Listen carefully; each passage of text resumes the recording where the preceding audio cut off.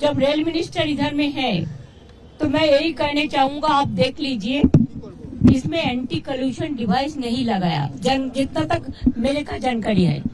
अगर anti कल्यूशन device लगाता था तो कोई इंसिडेंट नहीं होता।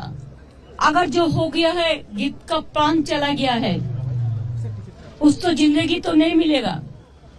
लेकिन अभी हमारा काम है rescue operation, restoration of the normalcy. जो परिवार मर गया, हर परिवार को मेरे का टाइम में भी मैंने और को नौकरी दिया था। रेलवे का एक सिस्टम है, कोई इंसिडेंट होने से वो लोग 15 लाख रुपया करके देता है। कितना? 10 ना 15 10 देता है।